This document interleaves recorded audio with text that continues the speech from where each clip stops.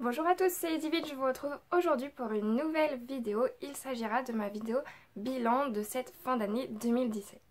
Vous verrez qu'il n'y a pas énormément de livres finalement puisque tout simplement j'ai eu un énorme changement dans ma vie et donc le niveau de lecture a changé et puis il y a aussi le changement de période, d'envie. Voilà, il y a une période dans l'année où je vais lire mais vraiment faire que ça, lire. Et il y a une autre période où je vais vouloir jouer, donc en ce moment c'est exactement ce que je fais, je joue beaucoup aux jeux vidéo. Et il y a aussi une autre période où je vais plutôt être devant un film ou devant une série sans arrêt dès que je peux. Donc voilà, tout simplement là en cette fin d'année ça a été plus autre chose que de lire. Mais j'ai tout de même 9 livres à vous présenter, donc on ne va pas tarder à commencer. Le premier livre que j'ai à vous présenter c'est donc L'Alchimiste de Paulo Coelho aux éditions Anne Carrière et il s'agit ici d'un conte philosophique. C'est le récit d'une quête, celle de Santiago, un jeune andalou, donc c'est un berger, et on va le suivre à travers sa quête pour vraiment aller au bout de ses rêves. Il va vraiment vouloir trouver sa quête personnelle, son bonheur personnel. J'ai trouvé cette lecture douce, simple et vraiment enivrante. J'ai été dedans du début à la fin, d'autant plus que notre personnage principal, Santiago, est vraiment gentil, charmant et heureux dans sa vie personnelle.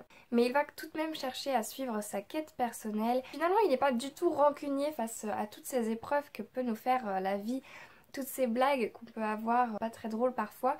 Et bah lui, il n'est pas du tout rancunier, il continue sur sa voie, il persévère et j'ai vraiment trouvé ce message très beau.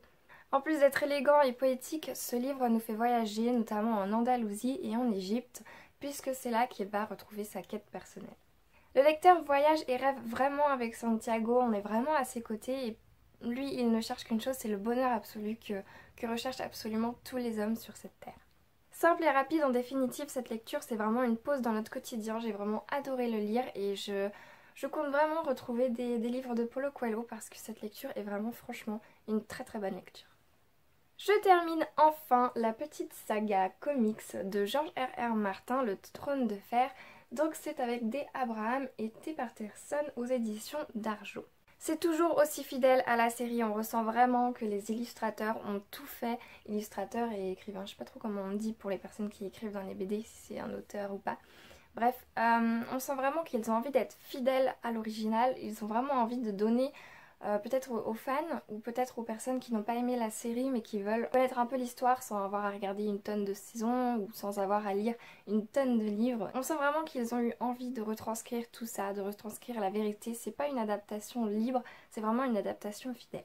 Les planches sont sombres et vraiment très bien construites. Je suis vraiment très heureuse de pouvoir finir cette saga. J'espère qu'il y aura d'autres comics qui suivront, qui arriveront. Parce que je continuerai de les lire si ça sort. Donc je ne suis pas déçue et j'espère vraiment avoir la suite. Il commence sérieusement à faire nuit, du coup j'allume la lumière. Désolée si ça vous plaît pas. Lecture suivante, il s'agit donc de Vengeance en eau froide d'Anne Perry. Et là il s'agit des aventures de Monk aux éditions 10-18. Il s'avère que c'est le tome 22 si je me souviens bien, mais ça ne m'a pas du tout dérangé dans ma lecture. Voilà, je vous le dis tout de suite, si vous êtes du genre à aimer lire de 1 à je sais pas combien, et bien pour le coup là c'est vraiment le 22, je l'ai offert à mon père, bah ça ne l'a pas dérangé, ça ne m'a pas dérangé non plus, donc si ça vous dit d'essayer les aventures de Monk avec ce livre là, et bah sachez que ça se fait. Dans ce livre nous allons donc suivre une enquête de meurtre fait par le commandant Monk, pas le meurtre hein, l'enquête. En effet un corps a été repêché dans la Tamise et bah notre petit commandant Monk, il s'avère que ça lui semble un peu louche cette mort, hein. On ne meurt pas avec une balle dans le dos puis noyé, enfin il y avait un truc louche pour lui et c'est de là que part l'enquête.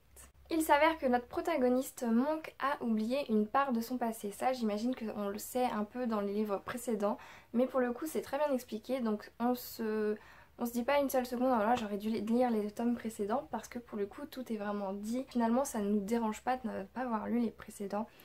Donc il a une perte de mémoire sur une partie de son passé qui s'avère être assez importante pour l'enquête puisqu'il y aurait quelques liens apparemment vis-à-vis de son passé. L'intrigue paraît simple de base mais finalement on se rend compte qu'il y a quelques petits fils au fur et à mesure qui s'amènent un peu à l'intrigue et donc on complique un peu les choses et là l'auteur nous perd un peu, en tout cas moi j'ai pas trop l'habitude, je commence à lire ce genre de livre. Thriller policier je pense que c'est. Du coup je commence un peu dans ce genre de livre, je pense que vous l'avez remarqué. Donc ceux-ci en font partie et je n'en sors pas déçue, voilà. On a très peu de personnages dans ce livre mais finalement ils ont tous une importance capitale. On a d'ailleurs deux points de vue Au départ, le second point de vue, je ne vous en parlerai pas plus ici, mais ce second point de vue, je n'avais pas trop compris à quoi il servait. Enfin, ce deuxième personnage pour moi ne servait pas à grand chose et finalement j'ai bien compris où voulait venir l'auteur quand il nous l'a dit, hein, finalement, quand on se rend compte que finalement oui, ce personnage il sert un peu à quelque chose également.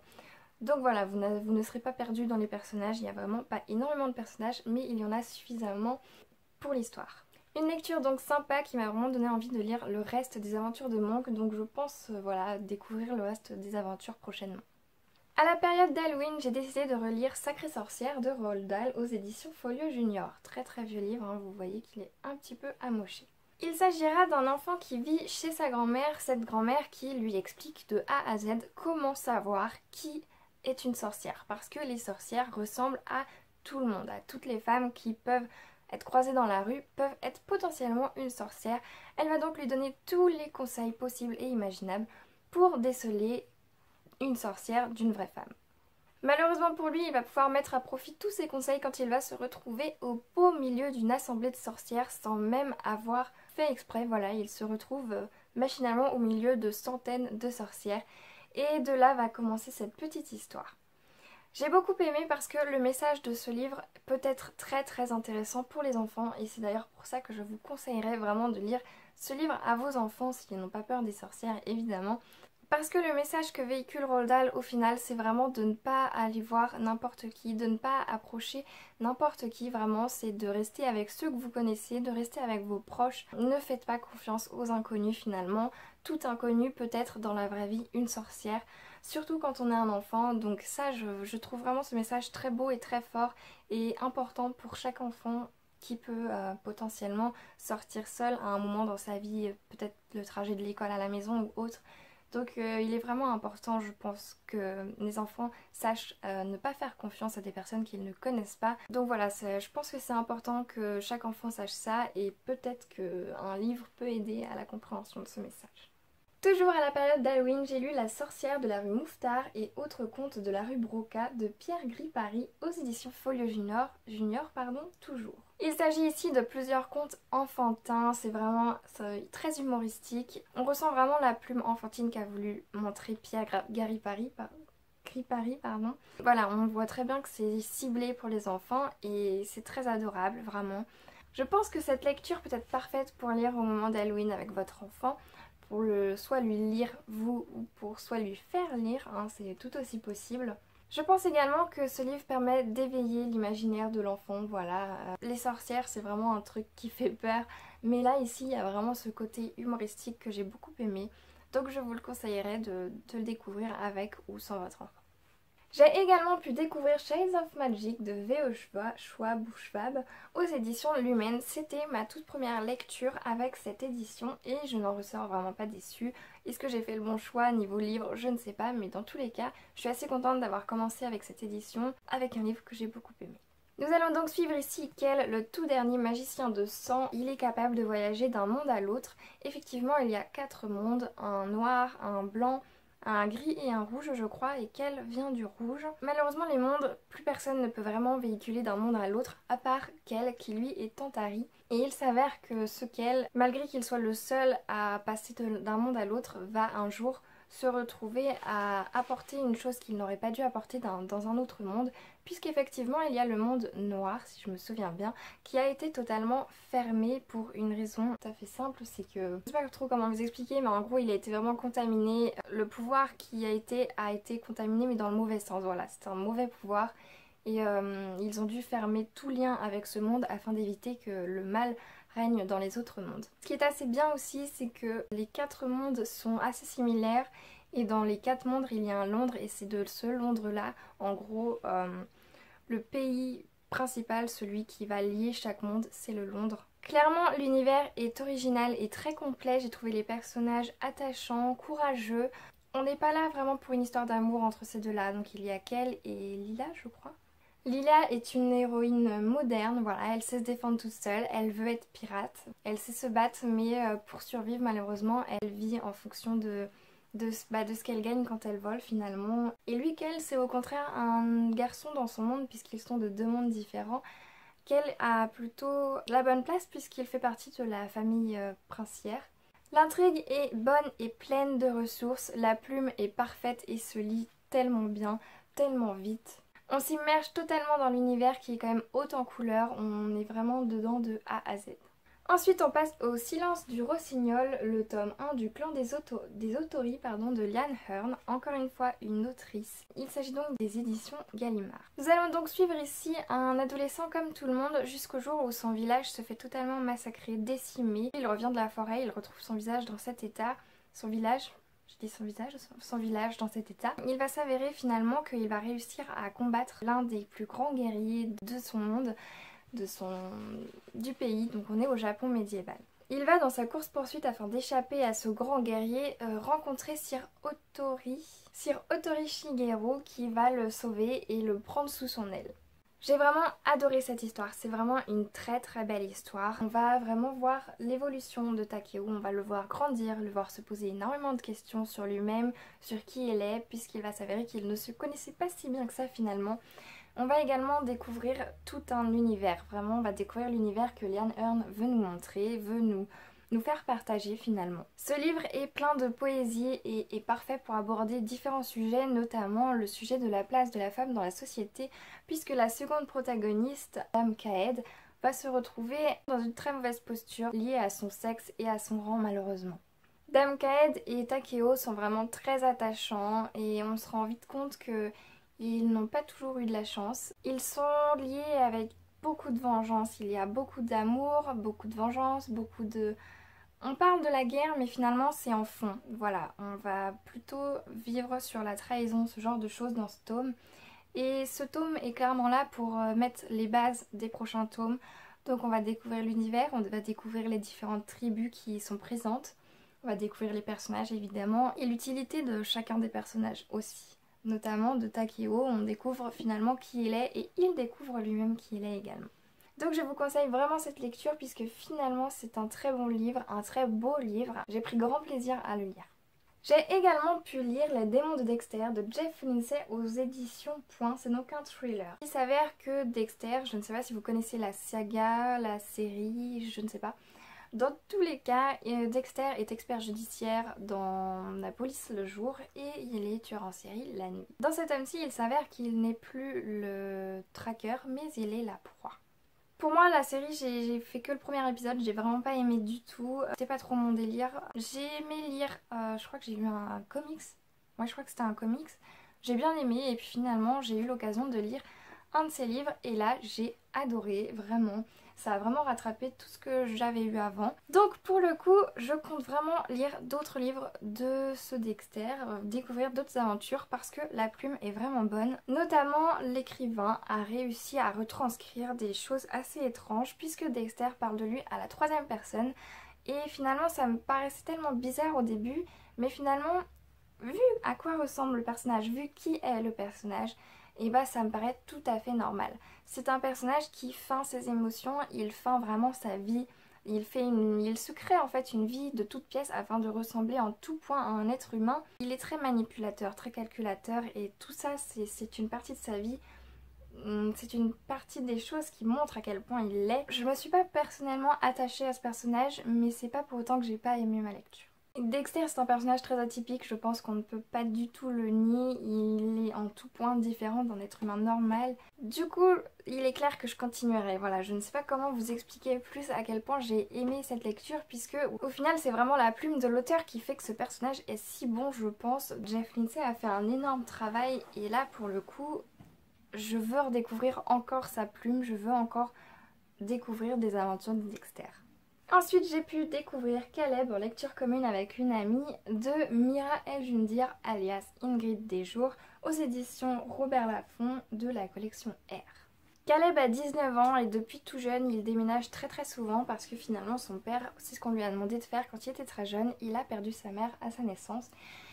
Et il s'avère que Caleb découvre qu'il est empathe. Voilà, il découvre qu'il a ces dons qui ne lui viennent absolument pas de son père, donc qui lui viennent très certainement de sa mère. Ce personnage, ce protagoniste, peut aussi bien être antagoniste, puisque finalement le but de ce tome c'est de nous montrer que son empathie, son don d'empathie le mène vers la force du mal. On n'est pas dans Star Wars mais voilà, le mène vers le mal et on le voit combattre avec ça, on voit qu'il essaye vraiment d'être bon mais finalement son don l'emporte plus. Du coup malgré tout, malgré qu'il fasse de mauvaises actions, de mauvaises choses, eh bien il est attachant et on ne peut pas s'empêcher de bien l'aimer. C'est un personnage qui est très manipulateur également, qui est très calculateur, puisque finalement grâce à son don d'empathie, il peut jouer des personnes telles qu'il le veut, il peut jouir de n'importe qui finalement, il peut vraiment faire ce qu'il veut. C'est un peu le marionnettiste de quiconque croise son chemin. J'ai également aimé dans ce livre le rapprochement avec ses enfants du volcan, voilà, on les appelle comme ça.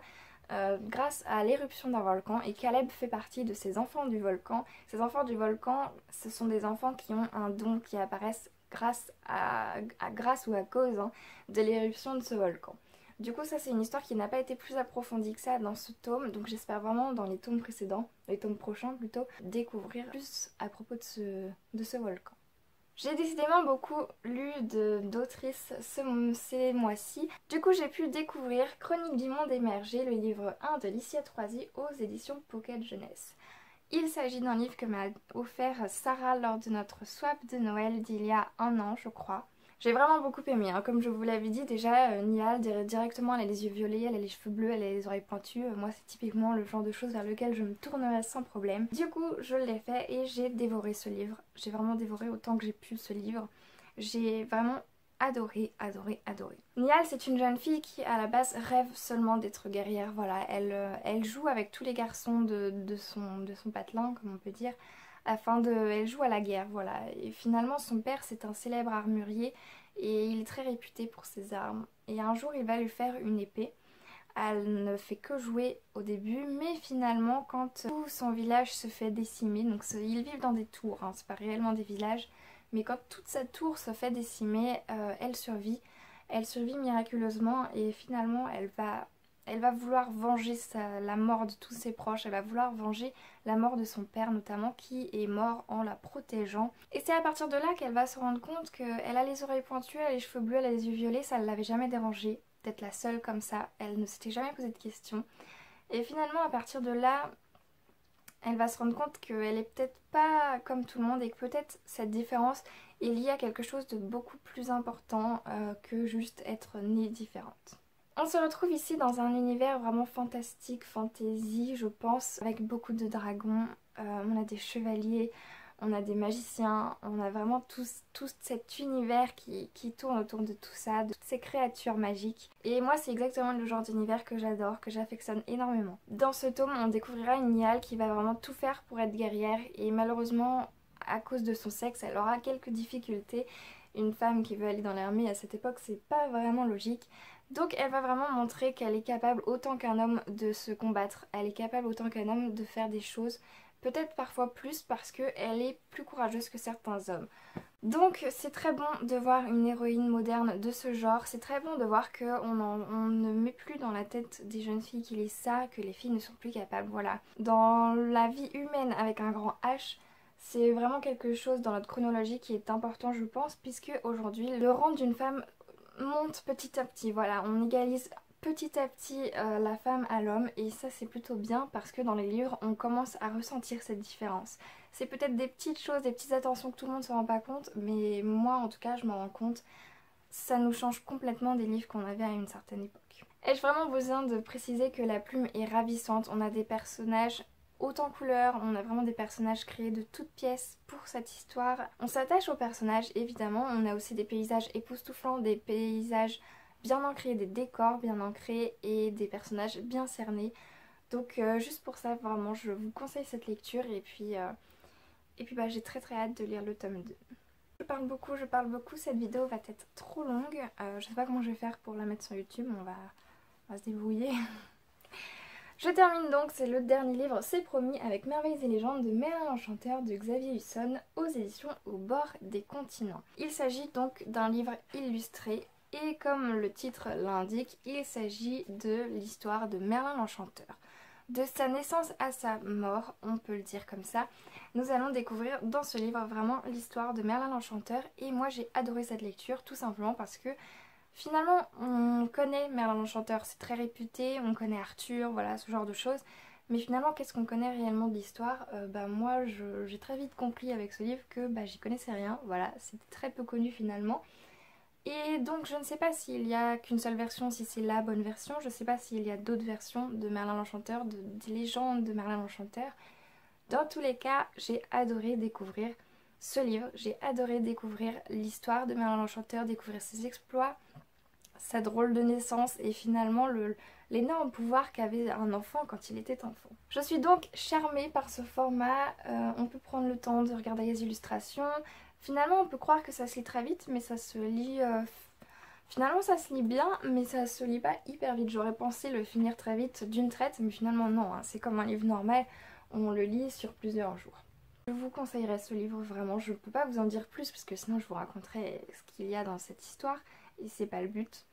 Mais sachez que c'est une lecture sympa, c'est une lecture qui fait du bien et qui peut se lire petit bout par petit bout, voilà, chapitre par chapitre. On n'est pas obligé de le lire d'une traite, c'est peut-être pas le mieux je pense. Bref, cette vidéo est désormais terminée, je n'ai bientôt plus de batterie. Du coup, je vous laisse là. N'hésitez pas à me dire si vous avez déjà lu ces livres, ce que vous en avez pensé. N'hésitez pas non plus à m'envoyer les liens de vos articles si vous avez fait des articles ou des vidéos afin que je vois ce que vous en avez pensé également. Je vous souhaite à tous de très bonnes lectures et je vous dis à la prochaine.